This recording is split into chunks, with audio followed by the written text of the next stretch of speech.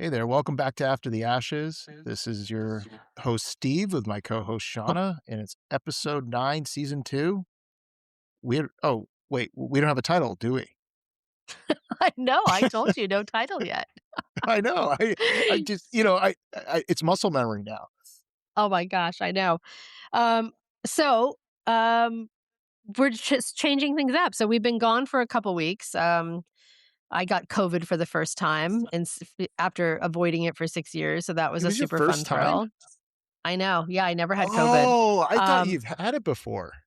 no, that was the first Oh, time. I was actually part of like the UCLA Embark study for people who've like somehow never had COVID despite a lot of known exposures. So yeah, that happened and it kicked my butt, but it was not as bad as it could have been. So that was a good thing. And then, Steve's been traveling and we both had some life stuff. We ended up with a few weeks off.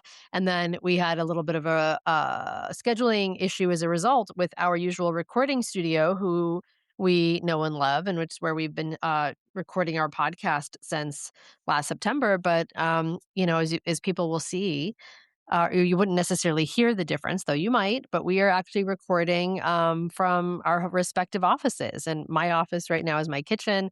Steve is in his office. And it's very different, but we still get to see each other face to face on video. And there is some video content that we will figure out posting probably to our YouTube and Substack. But yeah, just changing it up, trying something new. well, I guess the muscle memory, this is going to be different because now we get to create new muscle memory. It, Yeah, it is different not it's being in the same room, though. it is different. It is a little different not being in the same room. Um, You know what this makes me think of though is it's like, when we went into the pandemic and we all had to get into Zoom meetings and like, be prepared from the waist up. I feel like I should totally have like pajama bottoms on. I'm wearing proper pants, but At least you're wearing pants. I am wearing I'm not going to mention what I am. hopefully you're wearing pants. And I'm now wearing everyone can shorts. also, for those who watch video, oh, that's awesome. Well, you're usually in shorts and like running shoes. People don't know that, but like Steve runs. He is a runner. So Well, he tries to. um I won now. I love that for anyone who gets to see the video, they'll get to see that I think I don't realize what a wild gesticulator I am, but I am a wild gesticulator. And then I'm like, oh, if I don't have anything to do with my hands, I'm like touching myself, like scratching my face and things. I can't help it. It's probably a nervous tick. Well, just drink your coffee I because will that's drink my really coffee. good with nervous ticks. Because coffee totally mellows you out. I will have you know that this is decaf with my cashew milk. All right, sassy. So All shall we right. dive in? All right, Yeah. let's dive All right. in Let's do because it. it's been a Let's few do it. weeks and we have a lot to cover, like so much to cover. We weren't sure to where to begin, to be honest. Well, I think usually we're we going to just kick kind of this. go at it. I know we do go at it. Let's kick this episode off with another media roundup because we have some big news to talk about in the few weeks that we've been off. I'm going to take the first big news because it's I got to be part of that news. That was the announcement that California's Attorney General is opening up a civil rights investigation into the disparate impact that the result of the lack of response to the Eaton fire in Altadena, specifically in West Altadena. Yeah, Good for thank you, you Steve. guys. You You, can't. I don't know for those who aren't watching. Steve was applauding. So that was the result of a solid year of campaigning and outreach and work by the Altadena for Accountability Coalition, which I'm very proud to be a member of. And it's really important to note that that is a female led coalition. It's largely a Black woman led coalition. And what was accomplished by this group of people cannot be understated. For those who did not watch, or if you did watch, the Attorney General's online presser, he ended up doing a virtual press conference on this with a number of media outlets present and asking questions. He, very specifically said that he, was how compelled and how moved he was by meeting all of us in person. He's referencing our coalition when we had our in-person meeting about a month ago now, and we found out about a week following that they were going to open this investigation, and then we had to sit on that news for quite a while until they made their announcement. But, he just said, we came with such compelling evidence, facts, stories, that it was undeniable. There was no denying that there was a disparate impact in this response. And, I've had a Whoa, few whoa, whoa, whoa, people. whoa, it's still an investigation, it's not a law it hasn't moved to a Yeah, lawsuit yet, so no, it's not a absolutely. civil rights suit No, it's just not. It's yet. not a lawsuit. It is an investigation with subpoena power. Um, but I There's a think, reason the why I'm thing. saying that, because it's Yeah. important to Yep. distinguish that. It is important to distinguish that. Um, I wanna just speak to the fact that, we've had, again, a few people who are like, "Well, we didn't get what we should have, east of Lake," or, "Why are we making it about race?" The whole town lost, and, we've had a lot of conversation in our group about this, that, it's not the pain and suffering Olympics, right? We're not it's not a competition. But when it comes down to facts, there are a few things that I think are critical context for people, and that is that, while our entire town was failed, and there's no doubt about that. Our entire town was failed on January 7th and 8th, 2025. But, there was, without a doubt, disparate response and impact west of Lake. That's just facts. When we got all of that transponder data from the county regarding fire trucks, there was one engine west of Lake when there were dozens to the east. We had 19 deaths as a result of this fire. 18 of those happened west of Lake. One of them happened right on the border on Lake. And when you really want to dig into it, it isn't, while it is about race, because we are talking about a historically Black community west of Lake. Um, I think it's really important in framing this that people understand that when you're talking about civil rights, it isn't just about, it's not exclusively a race issue. This is also the impact of age and disability. And when you look at those deaths, when you look at the demographics of our community, especially that community, it was largely elders and a number of disabled people. And these are critical issues, we have to look into. We should know. I said this in my speech at our Altadena for Accountability press conference, which was so powerful, and everyone had so many incredible words that day. But the thing I wanted to really impart was that, this is positive for all of Altadena. This is ultimately justice and accountability for all of us. And this changes the narrative for all of us moving forward. And that, the bottom line is when the most underserved among us, when the most vulnerable in our communities are actually taken care of and safe, when your neighbors of color or your neighbors who are of less means than you, when their parents and their children are safe in their homes, so are you. It's that simple. So, Shauna, I mean, what is it that the suit is driving at? Who's The investigation, the it's not a plaintiff? suit. Sorry, the investigation. What is the investigation going toward? I mean, when I think about this, there has to be some other party. So what is it that they're driving at? I think that we have to see where the attorney general takes this and how this progresses. I think it's important to state that, for us, the coalition, our work is not done, right? We know that, we'll be doing, the support that we can independently, however we can. And, some of that may be making sure, for example, that the attorney general's office has a mechanism to take consumer, and I say consumer, but in this space, community input. Right? There's a lot of firsthand community stories, community reporting, community evidence.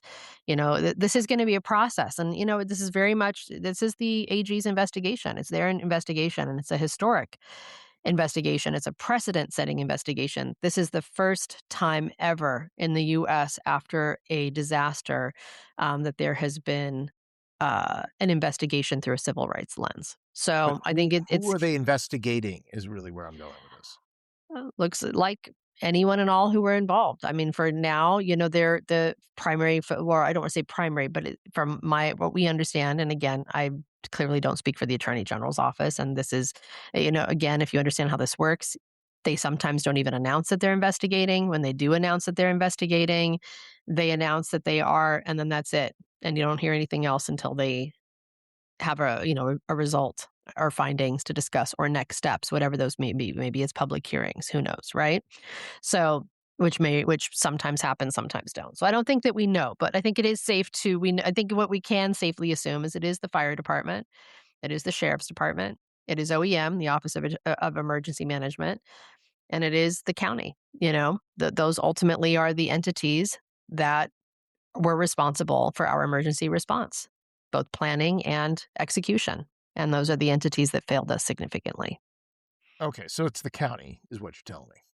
Well, it is absolutely I don't see how is the county not culpable? Well, I mean, we're not That's incorporated, like we so don't it can't be the correct. I was town of gonna say Altadena. we don't exactly. I'm like, we're not our own city. We don't have our own representation or Maybe it's our leadership, town council. Maybe they'll be Yeah. investigated in this. Yeah. Well, it's also So interesting that it's on the gonna be very heels, interesting to see what happens next and how this goes, right? right, But it was a because huge win. A it goes huge, huge win. it goes investigation, and then if there's findings out of that investigation that predicate Yes. some form of legal action, then a legal action occurs. Yep. So, Absolutely. what do you make of the county investigating, I guess, because they haven't decided to sue SCE? What do we think of SCE suing the county? Because that's happening too. We haven't talked about this, but we're now recording this. Today's February 26th. It's a record date for this episode. And, Steve was reminding me in a casual conversation last week as like lawsuit after lawsuit after lawsuit kept coming up.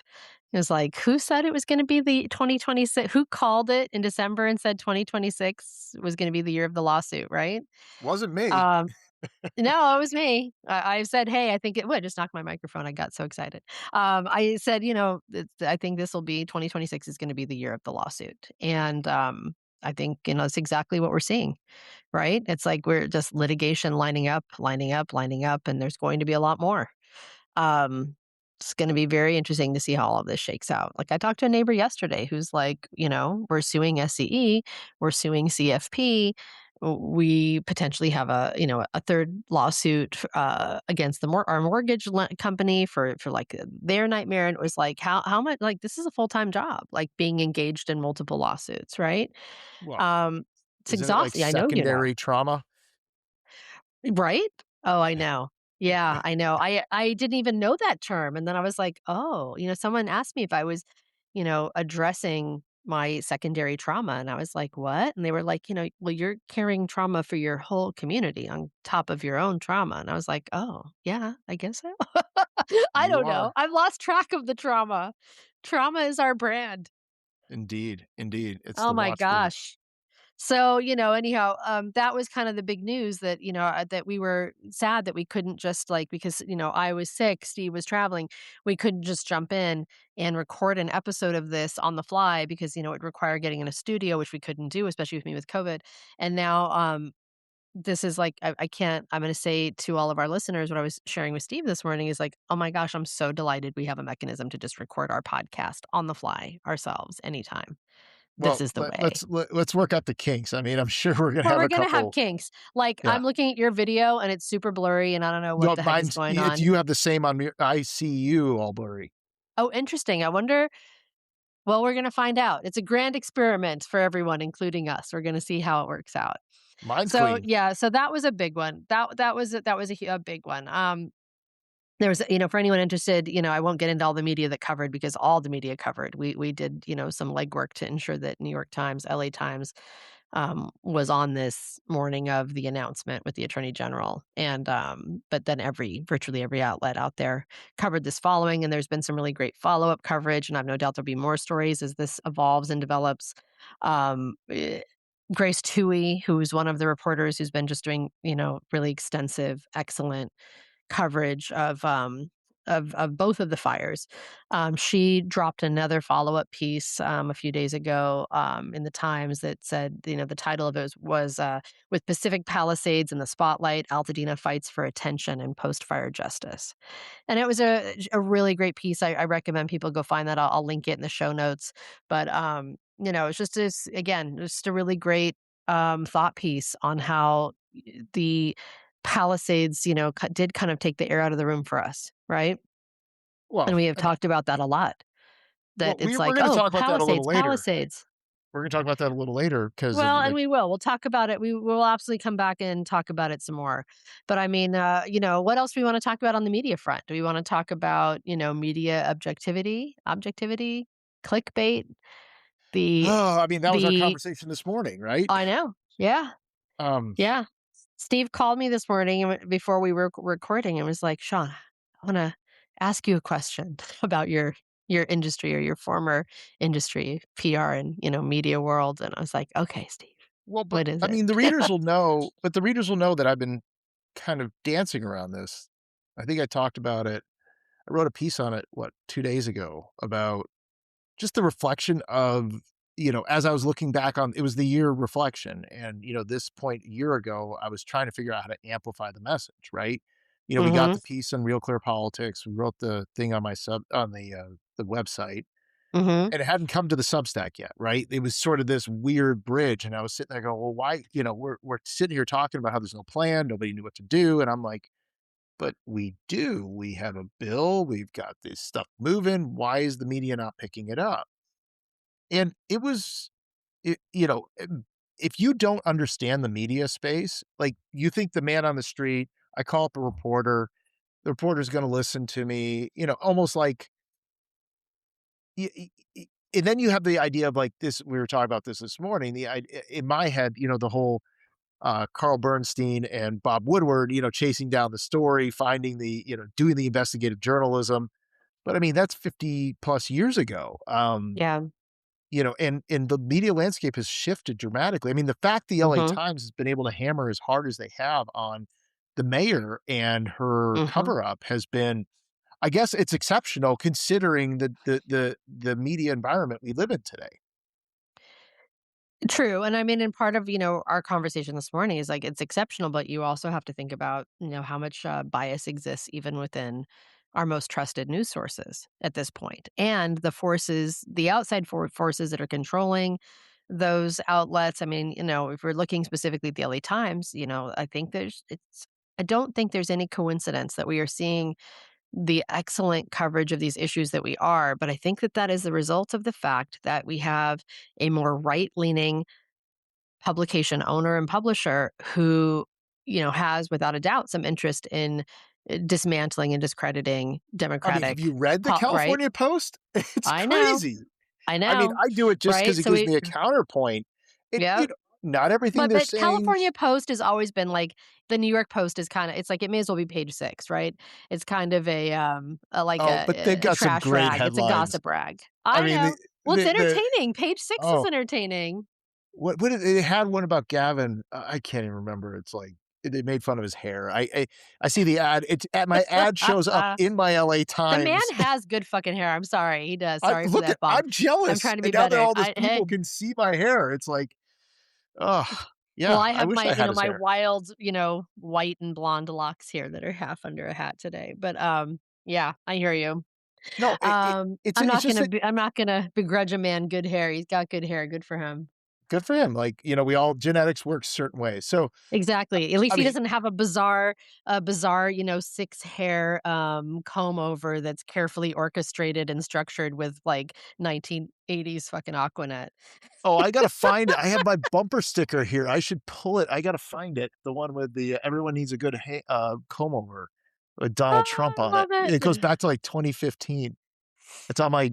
I have filing cabinets in my office. I mean, like literal filing I cabinets. know. I used to have literal filing cabinets. In fact, I was watching a show last night and they had these like vintage like pale avocado like between like avocado and mint but like a really pale matte version of that color in these vintage filing cabinets and I was, feeling wistful for the ones that I lost in the fire that were vintage in that color and I was like, "Oh man, I miss my filing cabinets." Do I miss having papers to file? No. Do I have a stack growing in a box that I almost do need a filing cabinet now a year in? Yes. I'm not even gonna show you what the floor behind my desk looks like. Well, this is where we get to be thankful for, friendly backgrounds, right? Indeed, indeed. You see, they Oh, can't tell if I'm wearing pants, and they can't see the mess in I my know. office. But now they can see me itching my ears because I have itchy ears today because, oh, Steve, I do not want to disappoint after 3 weeks and without a perimenopause comment. Ay. And today it is like oh my gosh, everyone we heard about growing up or from our mothers and grandmothers is like hot flashes. But a lot of us never have hot flashes. That's not the thing. It's like random joint pain, random rage. For some women, it's depression. And also, it turns out itchy ears are like a thing. So, like, there is a national shortage of the specific estrogen patch that a lot of people, including myself, use. And so I have not had it in weeks while I wait for a different prescription and, a workaround because they're not expecting this now to come in stock until like April at this point, which is insane, by the way. If this were for Men's Health, that shit would be available on every street corner. It would be at 7-Eleven and the gas station. Okay. And it's the truth. But Alright, anyhow, I'm not for arguing, I'm those not arguing, I'm not for arguing, I'm those not arguing. watching me, for those who get to see video watching me itching, itching, itching my ears, that's what's happening. I've itchy ears. Oh my gosh, it's so wild. Um, do we wanna talk I feel like we have some other big stories that we should quickly cover. What's happened Quickly? in the last few weeks? Oh, I don't know, a little, Mayor Bass cover up, a little, the fired fire chief Kristen Crowley suing LA City for wrongful Mm, termination and character, assassination, I mean, which like, I don't if you see if it's shoe fits, wear it. I mean, the CEO did it, and I mean, right? I she'll don't get a blame her. settlement. She'll get a settlement. I mean, And I mean, I don't blame her. Yes, she'll get a settlement and okay, fine. And this is where all of our money goes and it shouldn't. But how about let's just be accountable, right? We could fix this. Let's just be accountable. Multiple parties fucked up, right? Let's well, just own it, fix it, I get on with it instead of I like cover up, cover up, cover up, lawsuit, lawsuit, lawsuit. well, Come I on, I just think this own is it. I think what you're talking about is something interesting, and I think, I was having conversation. I had lunch with, a very well-respected person within the city and somebody who's Mm-hmm. been around for a very long time and run multiple levels, involved with various agencies and boards and commissions and, just somebody who was a great resource to sit and talk to. And basically what we were saying is just when you think about the city, right? The budget of the city of Los Angeles is just under $14 billion, Mm-hmm. right? Yep. LAUSD itself is 18, almost $19 billion. You Crazy. elect a mayor, you elect city council, you Crazy. do not elect the person Your who's the head school. of the school district. Now, we all Yeah. know about who the head of the school district is because if you Mm-hmm. paid Mm-hmm. attention in local news lately, he just, the FBI raided his house and his offices and has to do nobody really knows what it's about. But I mean, like, chalk it up to California. I mean, what happened in November? We had the governor's Yep. former chief of staff, raided by the FBI and indicted. I mean, Mm-hmm. LA City Council. I mean, how many city council? Let's do a bingo card of how many of them have been indicted, over the last 5 years. Like, it's just a constant refrain. LADWP. I mean, there was that whole billing scandal, and then the guy was, talking about buying Ferraris and, getting kickbacks. Who was the general manager? I mean, it goes on and on and on. And I think this gets back to that, where do we reach the point where there's accountability? And I think, Yeah. and you can knock the California Post all you want, but I think what their presence is doing is forcing more established outlets like the LA Times to be a bit more, I don't know, judicious in what it's going after because Huh. there's so much money here, Shauna, that Yeah. it just begs, and there's no controls. It's like, I mean, this is the conversation that we have repeatedly, for anyone who's been listening to this podcast for a while, about the fact that there's enough money here. We want to always be quick to be like, oh, the feds didn't do this. They didn't send us this money. They didn't do this. They did this to screw us. Well, we kind of screwed ourselves too. Like for a lot of things, like having a complete cleanup of Altadena post fire, which 70 again, if you've million. been listening to this, yeah, like well, that was for testing. That's what they Well, were short to do post okay. remediation testing. They were just shy of $1 billion short on the cleanup itself, which is why we didn't get that thorough, complete cleanup that past fire zones have had in California, which was lot line to lot line with a 6-inch scrape, lot line to lot line. None of this like ash footprint leaving burnt concrete, leaving ash and debris everywhere. I mean, because it's all over the community. I mean, if you go into our commercial districts and commercial corridor right now in Lake where businesses are standing, go look in the bushes. There's toxic fire debris just sitting there, like, oh, nothing to see here. No big deal. It's cleaned up. No, it wasn't cleaned up. But the point is that, we have money. It's like I like to say, in a lot of contexts. We have the technology. We have the Well, technology. Shauna, Why aren't we using it? what's interesting and Because it's easier to fascinating, blame other people. but it's well, because the politics work. I mean, look at our governor Yep. right now, who Yep. is, living off of everything is Trump's fault. And look, it worked for Prop 50. You've got look at the polling came out this morning about the Billionaires Tax Act. They're at 6 out of 10 voters because it's Trump, Trump, Trump. Nobody's going and looking at the numbers and saying, we have $50 billion more in Medicare, Medicaid today than we did in 2019 when when COVID started and all this stuff began, and we're 50% higher. And they're going to, we actually, we're at 100, we're at 80 billion now, and we're going to cut back 30 billion of that 80 billion and still be 50 billion higher. But that's, it's all, nobody's doing the math. Nobody's Mhm. doing the math. It was fascinating when you hear that, and you hear that we're going to have a half-cent sales tax increasing, or they want to try to do that here in Los Angeles County to pay for healthcare because of Trump, not because there was things that were going to get cut by Biden anyway.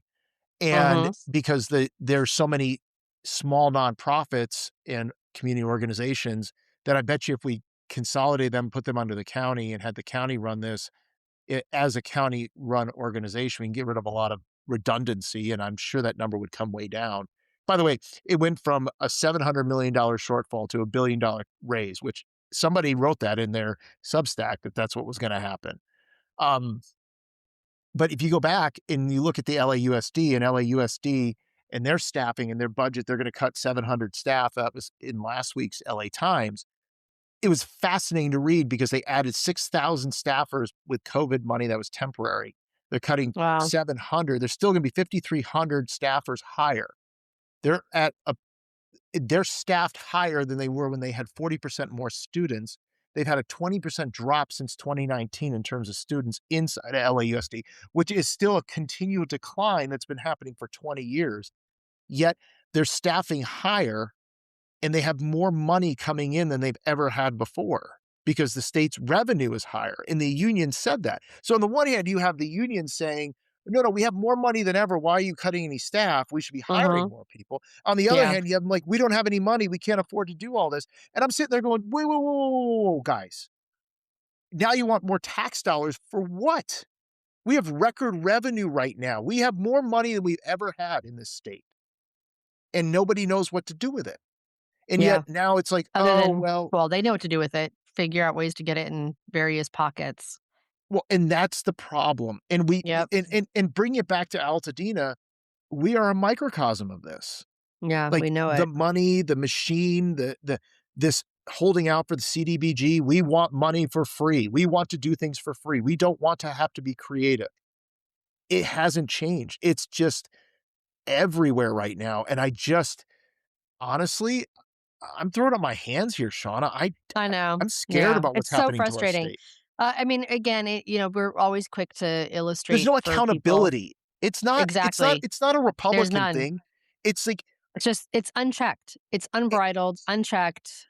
and it's dishonest because nobody's giving us the truth. They're Correct. just And skewing it to what they want to be. the few places that you do have checks and balances, they don't exist for LA County. But the few places that they do exist for City, they're doing their best to eliminate those. So, for those who are not familiar, um, and I think we've touched on this a few episodes ago, once before. LA City has a controller. They have who is a city auditor and who goes through and audits spending, audits where the money's going, who's getting it, who has what budgets. And, they still have limitations, but the current controller is Mejia. And, his social media is excellent. It's worth following. He breaks down so many, difficult issues so well and effectively. And I think it's also worth noting he's like one of the youngest who's ever been um, uh, elected to that position, and that he got it without any of the usual funding mechanisms, entirely grassroots, and doing it the way that he did it grassroots had received the most votes any city controller ever has. He has done an amazing job, has a ton of support. He has uncovered fraud, he has uncovered waste, he has, shown light in in dark corners that people would like to see remain hidden. All of that said, he is now having to fight to be reelected, And on top of that, because it looks like he'll do just fine getting reelected, they're now trying to completely eliminate his role. A motion was put forth that's going to be voted on actually today at 4 p.m. by LA City Council. A motion was moved forward to eliminate his role and to replace it with something like what LA County has, with a CFO role that has no oversight, no transparency, no accountability. They don't want us to know where all the how much money is here and where it's all going, Well, right? Shauna, it It's goes back to absolutely insane. Prop 50 was that. I mean, Yep. yeah, it was couched in this idea of, taking back Congress, but it's not about that. It was about getting rid of the barriers to controlling the redistricting for the federal seats. Yeah. It's a joke. Mm. Sorry. So I'm gonna loop us back because it's we have managed to go 30 minutes just talking about our media roundup. This is not even we're not even diving into the meat of the topic yet of our topics that are scheduled for today. But actually we did because the AG part was big. But I'm gonna circle us back to the conversation that you and I were having this morning about media objectivity and the stories that get told and those that don't, and who defines the narrative, right? Where that narrative comes from. Um, and we were having that conversation both in the context of a national perspective, but also like very much here in this local microcosm that we exist and live in. And I felt like I was actually sharing with Steve, and I want to share with all listeners like a really great example just this morning. So for anyone who follows LA Taco, and if you don't follow LA Taco, you should. It's like some of the best kind of guerrilla journalism um, out there for our local stuff, but also because of the fact that their editor, I believe he's the EIC, Javier Cabral, who some of you may know from the past from the food world. That's how I know Javier and his lovely wife Paola. Um, they are also she's from PV, from Puerto Vallarta, and so they spend a lot of time in PV, and so they did a lot of on the ground journalism about what was happening a week, last Sunday, when the cartel boss was taken out in an American supported and sanctioned move, and they they made like the way that they showed their dissatisfaction was like going after American like chain places, right? So they in tourist towns. So like there was vehicles set on fire in PV. For anyone who wasn't following this, I think the reports were that like the Costco was on fire, but in fact it was just cars in the parking lot. But the point was that Javier has been reporting from on the ground while all of that happened, and was very quick to go, hey, a day later, it was already being cleaned up. People were starting to come out. People are been like by today, people are on the beach. It's like it happens, and are people afraid to go back? No, they're not. It's like there was an incident. It happened. It's no civilians were killed or harmed. It's over. And the most fascinating part of this was Javier talking about all of the national and even international outlets that have approached him to tell the story. And he wanted the story, they all want the story based on this narrative that they're stuck there. They're stuck in PV, they're stranded. And he's like, yeah, no, we're not. Like, we could go home tomorrow. We're just not, because this is our second home. And that the minute he did not want to share that clickbait false narrative, it was like they were not interested or just straight up ghosted. Are you telling me that we haven't seen this in Altadena in the That's anniversary? my point. That is exactly my point. So, I think, as Javier said this morning, you can't even, you have to question if you can even believe what you're being told by major news outlets.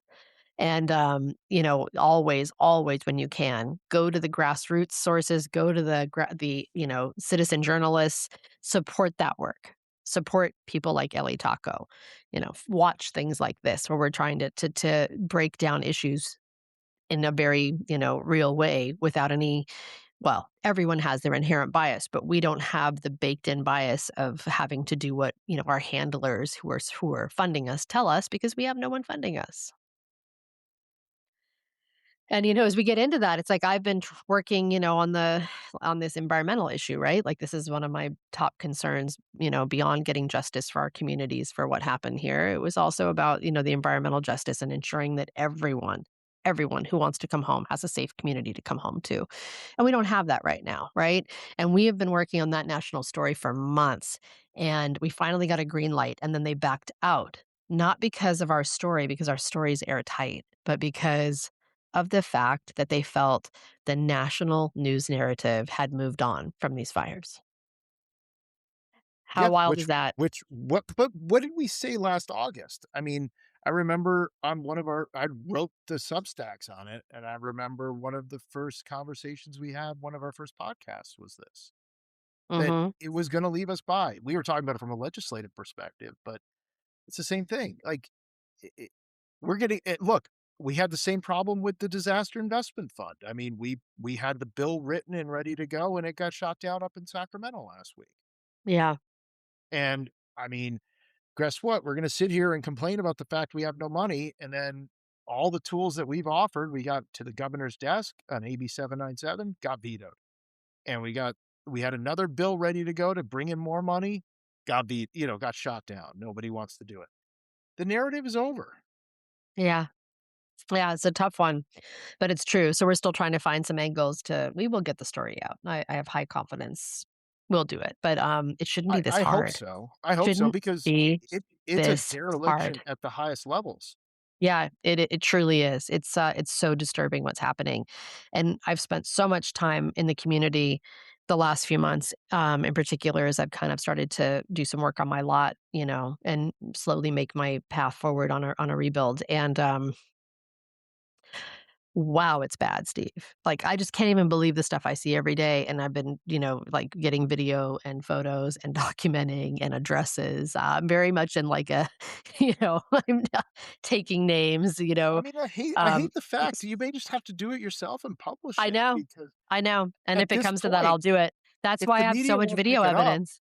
I know. I've literally followed some of these, shady, folks, doing very shady things. Like, literally, I'm like this crazy person with my video camera. I'm shocked that no one has stopped me yet because they definitely have clocked me, especially when I followed them doing, like, multiple runs of dirty deeds and, videotaping the whole time from my car and narrating, and I'm like, "Oh my gosh, I can't believe no one stopped me."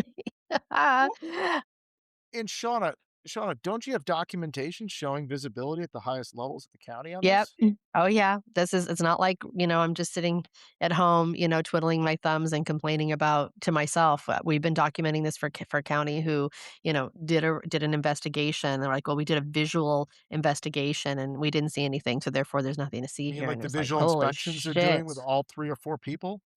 Correct. Yeah. Okay. Well, I think they're up to like 6 inspectors now, but building inspectors.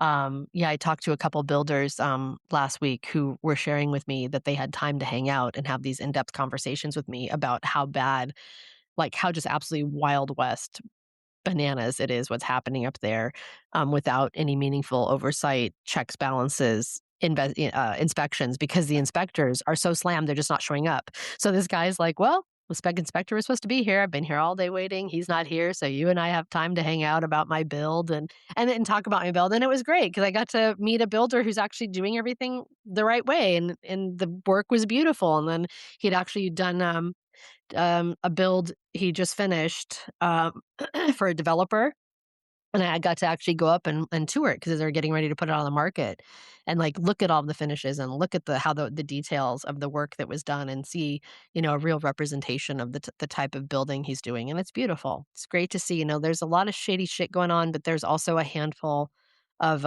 really great builders doing really great work to rebuild the community. But I will tell you, construction litigation is gonna be the field to be in for the next decade because, with some of the stuff we've been seeing happening every day, and they're just, the way things are going up without being properly checked, oh my gosh. People are I mean, it's people are gonna have issues with some of these homes. Not all of them, but, a significant number are gonna have serious issues, and Well, that are and gonna maybe come that's to where the roost. media will get involved, right? Yeah, I know. Yeah. Well, just like they'll get involved in, a few years when people start getting sick. I mean, we've already seen, the data that's come out of was it Cedar Sinai that did their data, and I know I've talked anecdotally with people at Huntington Hospital who've shared that, there was no doubt they saw a significant uptick in cardiac events following the fires here. Cedar's actually really, like, fully documented, those data points, and, yeah, it's really sad to see, We talk about the 19 deaths, that occurred that night, but, as we've talked about before, when you factor in all of the secondary and tertiary stuff, the people that ended up in the hospital right after, the elders who just died from the stress, like my neighbor had a heart attack just, gosh, in May following the fire, a few months in, and he passed. And then, of course, the suicides, we've talked about that before, but there's no shortage of it. And, I don't know that we'll ever really see the real impact and the real death toll of this, but there's no doubt it will reach into the thousands. It's just no doubt. Well, I And then there's just gonna think be that all the people living with chronic illness and chronic, I mean, that's all of us, even just from the stress. It's me, like, for everyone who's on video, you can see, like, this crazy rash. It's, like, all over my body. I have, like, crazy rash, that's, autoimmune stuff because of the stress. Like, no matter what I do to manage the stress, like, it doesn't change the fact that every day I'm battling something. Like, right now, it's back to State Farm with more State Farm fuckery. Did I even yeah. tell you what happened to me with my State Farm this week? No. Ugh, no. Why can't they just ugh, Do Because they know that they can get out of paying out on these claims and sit yeah, on this money and yeah, punt it to SCE. That's yeah. why. I know, I It's know, been I know. it's been I more said than a that to you. year. And they know at this point, if they can just hold out for another 6 months or so on giving us our money, that they won't have to give it to us at all because we'll get it through SCE, and then they won't have to claw it back through their lawsuit against SCE. It's diabolical. But I mean, that is what it is. It's everyone shirking responsibility and eking out, every dollar they can from our disaster. It's so gross. But yeah, the latest was that my State Farm adjuster number 11, who, I told them because of all of the inconsistencies and denials, et cetera, I was like, listen, you've proven that we can't just have phone conversations. It has to be documented in writing because you clearly cannot be trusted, especially when we're changing from one person to the next every, few weeks or months. So since you're now contradicting everything that the last two adjusters have told me for 4 months, and telling me that, like, I don't know what I'm talking about. We have to communicate in writing. The minute I did that, guess what happened? No communication. I get these really generic updates, but otherwise won't respond to my emails, nothing. And then I found out last week or this week that my insurance company, State Farm, I don't know who exactly it was, but someone at State Farm with zero contact with me and zero conversation called my landlord and said they wouldn't be paying my rent beyond April of this year. I have enough ALE funding because it is dependent on what you have, and some people have already run out, and that's a very real thing. I have not. I chose a place with rent low enough that I could float it plus utilities and any other little incidentals all the way through the maximum 3 years I have in my claim. Okay. All the way through January of 2028. And these guys are now like, "Oh, no, we're just gonna stop paying." And we've been hearing a lot of this. People saying that they were just arbitrarily told, like, they just pulled permits, just broke ground, and then they were like, "Well, we're not gonna pay beyond the end of the year." What? Like, there's no way they're gonna be home before the end of the year. So or have a home built to go back to. It's insane what is happening. And again, what's most insane is that there's no regulation, no oversight, no accountability. Again, we know we have a wildly corrupt insurance commission. So, when there's no consequences, why care? Well, I mean, That's where we're Bermuda's at. becking. Bermuda's becking. What's that? Bermuda's becking. Like, he can head off to Bermuda on another trip paid Yeah. for by Yeah. insurance. Well, look, Exactly. he's done Exactly. this year, so moving on from it. He doesn't care. He's going to have a job in the industry, the insurance industry, and it's going to be very lucrative. So why would he Of care? He course. doesn't care. Well, But why aren't our advocates out there that are supposed to be handling this talking I about it? know. I don't know. I don't think we have any. I mean, I think that's it. Like, we've had like some press around this, but ultimately none of it's meaningful, because it doesn't move a needle. It doesn't. Sorry, it doesn't. We can all like, We're still dance sitting here around with it the and same say that it problem. did. Correct. Well, rule number 1 of advocacy, don't solve the problem, keep it going so you have something to talk about. I prefer to solve it and move on. Case in I know, point. that's why you're not an advocate. Well, yeah. Well, it's why I am, but outside of that realm. That circle. It's so frustrating, Steve. I But get it. yeah, I had to get in touch with my landlord, talk my landlord off the ledge that like I can afford to stay here. I will fight the insurance company for that money. Like, here are my bank statements. Don't freak out. Don't please renew my lease because I need to be here at least another year. Please don't, because they were like, well, maybe we should go month to month, like basically in case they needed to get rid of me if I can't pay. And I'm like, oh my gosh, I shouldn't have to go through this becoming as my lease ends and I go into another year lease, having to get into like, oh my gosh, I have to, you know, now become personal guarantor on this place again and, justify my ability to live here, but that's what I have to do. And, I was doing that because the last thing I can have right now is more housing instability. I already moved 5 times. I can't lose this. And I'm going to wrap this subject on this point, with the expectation that, I may not be able to work it out with my landlord and I might have to find another rental. I started looking, right? I was trying to be positive, like, let me just view it like, do I wanna move again after a year? After now I finally actually have belongings. You can see the lovely glassware below my coffee maker. I have some things, nowhere near what I had, not even a fraction, but I have enough, right? Just enough to make a move, like, a thing. Like, have enough stuff that moving would be a whole thing. And I was like, "Okay, well, I'm just gonna embrace it. It is what it is." And I go, "Look, legit, Steve, there is nothing even remotely comparable to my 3-bedroom, 1-bath house that was it was on the verge of being a 3-bedroom, 2-bath house that had, like, a big outdoor space and an entertaining area and a little separate workshop out there, right? So it was really kind of the equivalent, of a 4-2 with an outdoor space. It was a beautiful little property. The only thing even remotely close, and not even in our neighborhood, but remotely, was like $7,000 a month. The things that were a little bit more like my place were like 9 grand a month.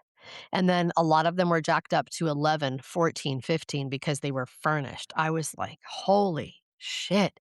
The degree of price gouging that is unchecked, even though, again, there's supposed to be systems for this, nothing is happening. It's so disturbing, Steve. I'm like, "How is anyone doing this? How are we supposed to do this?" Like, my insurance is fucking me, but I'm lucky at least I have some insurance, I'm not getting it all, I'm fighting, People are but at leaving. least I That's why have people are something. leaving. That's why people are Yes. leaving.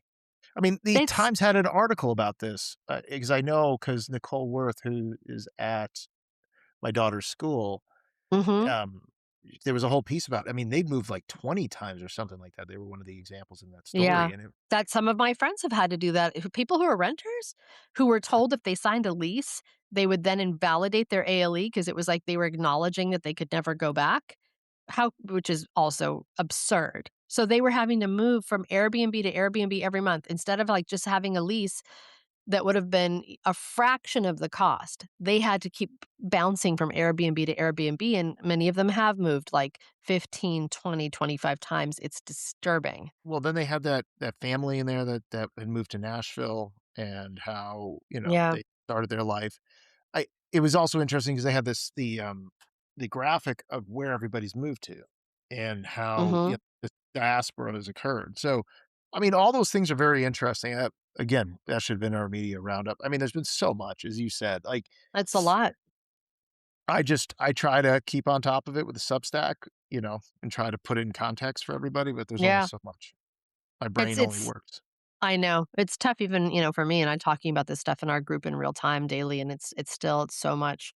It's overwhelming, but, the other piece I wanna add to this before we wrap this topic, um, is, rentals in Altadena, okay? So I was like, "Listen, I'm spending so much time up there, even though I have really mixed feelings about the environmental situation. If I could be in a pocket that didn't have significant, burn zone damage, let me go ahead and take a look, and if somewhere was properly remediated, like, that could actually be a great option. I would love to be back home in that respect, right? And, so I found a place on Midwick, and it was 6,100, 6,300 a month, which is Which too one? much, but I was like, Where? I'll have to find the exact address, and I'll find it, and I'll post the listing. But I reached out to the landlord and asked, "Can you tell me what remediation was done?" Crickets. Talked to some people who were in the know about the property. No remediation was done. They cleaned the house. Um, so how that is not front and center for everyone. That needs to be a disclosure for everywhere in the burn zone. I mean, I found another beautiful mid-century house with a pool way up on in the canyon that was for rent, and that was even more. That was like 7 or 8 a month. Um, Surrounded by burn, okay? Everything around it is ash and grounded with, incomplete cleanup of lots, and I'm like, "Holy shit, how are you trying to rent this place for this?" Like, a place that you clearly don't wanna live in because you know how bad it is, but you're trying to rent it out. Oh my gosh. And Well, I don't blame the owner for trying to do what they gotta do, but, like, we there has to be some I'm mechanism, surprised some that there safety won't be net for disclosure. people. There's gonna have to be Yeah. disclosure, so, I mean, how uh, can you not have full disclosure? I was I mean, told that even we were that. go when we did our testing before we moved back in, I was told to save it and keep it because that's gonna have to be disclosed if and when we Yep, sell. exactly. Yes, when you sell, for sure. And that's when we're gonna have another, I mean, that's a whole other topic, right? It's a whole other kettle of fish, talking about what's gonna happen for property values when we get into that reality, and, who properly remediated, who didn't, what comes up, what happens when people do ask for, post remediation testing.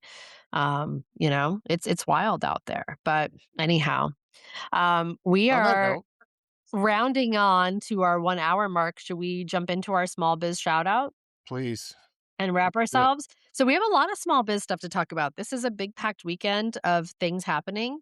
Bevel Coffee, which has been, you've heard us talk about them before. They've been a pop up at the Prime patio for a couple. Prime Pizza, for anyone who doesn't know what I meant when I said Prime, for a couple years now. They are opening their first brick and mortar, right next door to a couple of other awesome businesses on North Allen, Altina Beverage and High Stakes Barbershop. So they're going to have their own brick and mortar. They open this Saturday, February 28th.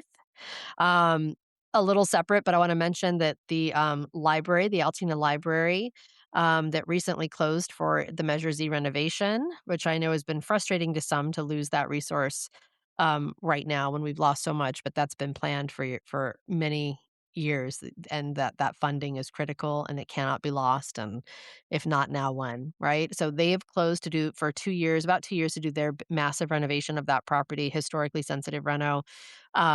The library, and this is the main library on Mariposa and Santa Rosa, our beautiful mid-century building. That groundbreaking is also this Saturday, the 28th.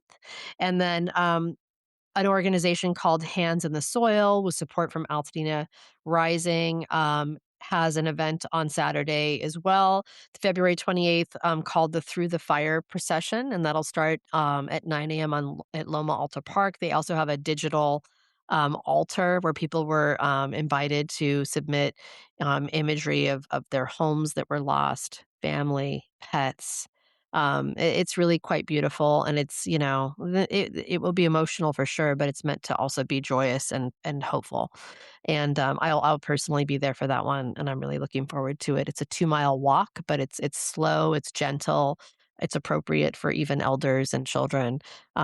And I think that anyone who can come to that should come to that because it's shaping up to be a really lovely afternoon. So if you want to have a day in Altadena, come out, hit Altina Bev, hit Bevel Coffee's opening, hit the library groundbreaking, hit the Hands in the Soil through the fire procession, and have a beautiful day in the neighborhood. There you go, the mayor, everybody, the mayor of Altadena. I wouldn't go that far.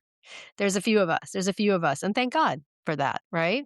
We're Mhm. lucky to have so many people step up into the roles of lead, of trying to lead where we can, or at least being positive voices, at least speaking for the community, for the many parts of the community that need to be spoken for. I Well, think that's all we can do. thank you That's all for we can what you do. do, Shauna. And you too, Steve.